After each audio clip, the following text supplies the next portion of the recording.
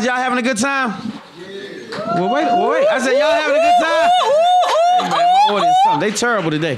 Hey, so we got our next guest in the building. This young man, I'm so proud of you. I just got to say, this young man is killing the game. He is representing to the fullest.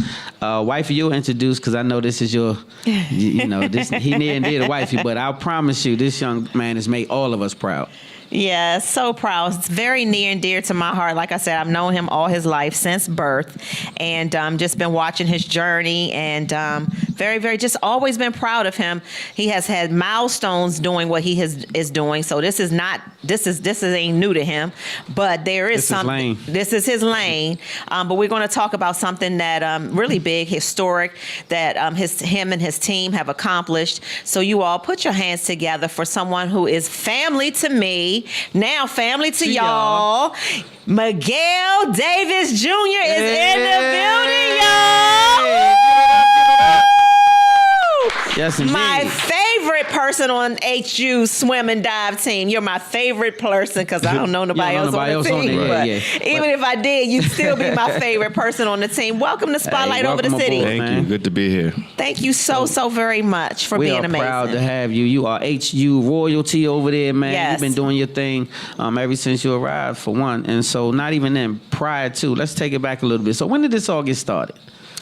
You mean swimming? Yeah, swimming. Let's see. I started swimming, I was about 8. I only did summer league from 8 all the way through 18. Then I started really taking it seriously in high school when I was 13, 14-ish. And that's that full year-round type swimming. So summer league, if you know anything about swimming, summer league is just for fun. Okay. And at 8, 9, I thought I was crushing it. I thought I was doing something. But once I stepped into the year-round realm, I was like, I really wasn't doing nothing back then. It got more competitive. Right. So then I took it seriously in high school, joined the team, DC Wave. The only team in DC is DC government owned too. So what's the name of it? DC Wave swim team. Wow. Head coach Robert Green. Shout out to Mr. Robert Green. That's what's happening. Well, actually before that, I actually joined a different team with Solomon Robinson. Okay. It was the YMCA Sea Devils. So that's where I got started. For a minute. For a minute, yeah. Yeah, wow. So that's pretty big. Look, wifey, I know wifey got a ton of questions. And you've been winning stuff. You've been winning stuff for a while too. And I want to talk a little bit though about how Howard University's swim and dive team made history. Can you explain what that means? Right. How does that look for those who don't know and those who are not aware? Let's explain it to them, and then how does that look for you? So number one, Howard is the only HBCU with the D1 swim and dive team across the nation. Yes. And what we just did about 2 weeks ago was, and we haven't won a conference championship in over 34 years. So that means, like the MEAC, most HBCU teams play in the MEAC, football, basketball, whatever. But we are in the Northeastern Conference now.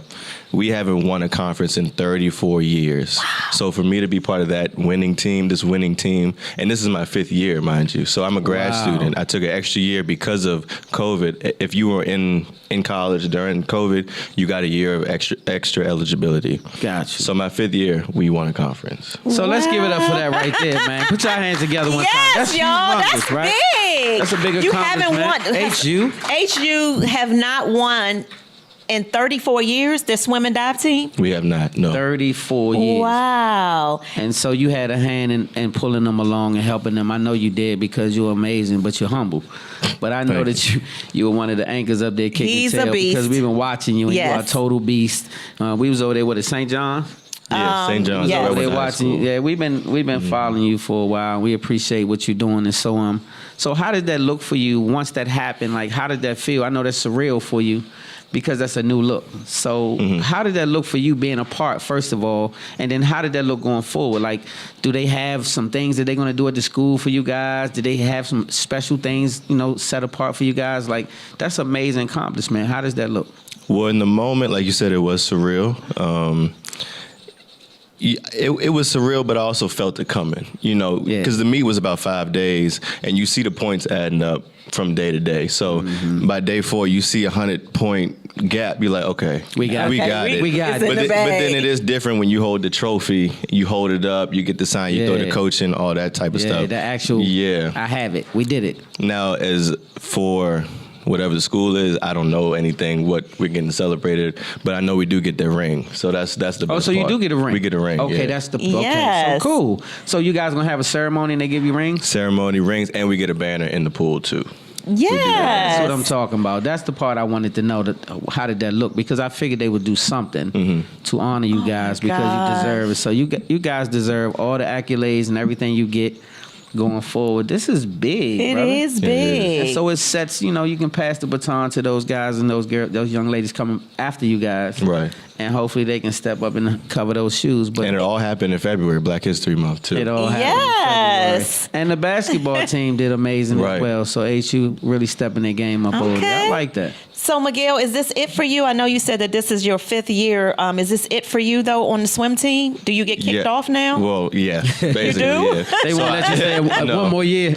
I couldn't swim anymore if I wanted to in Okay. terms of in college. Right, in Gotcha. college. Right. So you become ineligible after. I'm ineligible, right. Do you have plans to continue swimming in any capacity other than vacationing? I might still. I mean, I'm a competitor. I'm an athlete, so I feel like I have to swim anyway. It's been a big part of my life since I was 8, 9 years old. So I can't see myself not getting wet no more. Okay. But definitely not to the same extent, to that same intensity.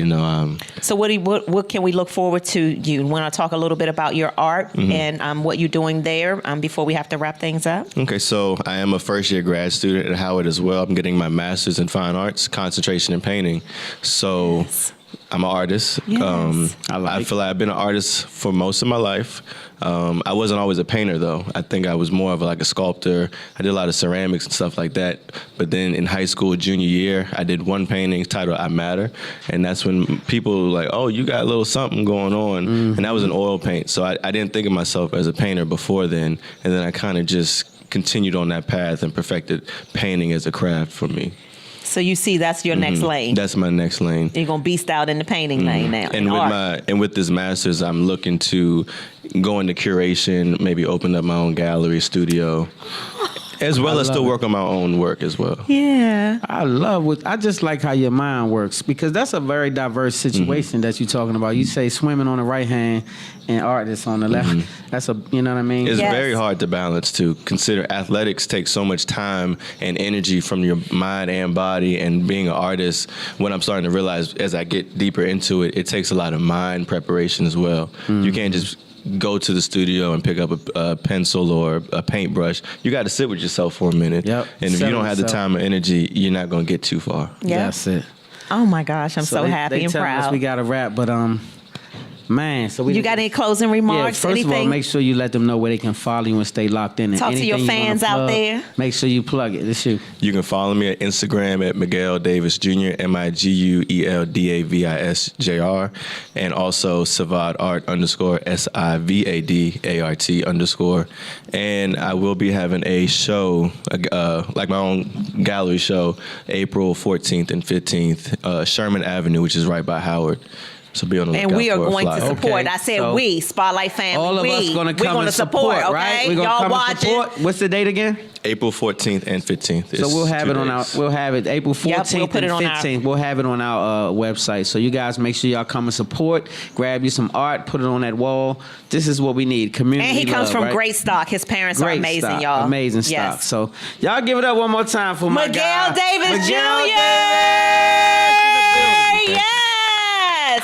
All right. Y'all ready to talk about some home and luxury? Let me not say home interior without putting the luxury in front. Yeah, you 'cause got what to they, say that. What they do is definitely luxury, okay? Y'all not even ready Top for it. shelf, So we'll tell high-end, y'all about it all in a of few that. minutes. Yes. We'll tell y'all about it in a few minutes. We'll be right back with our next guest. Yep. Y'all good?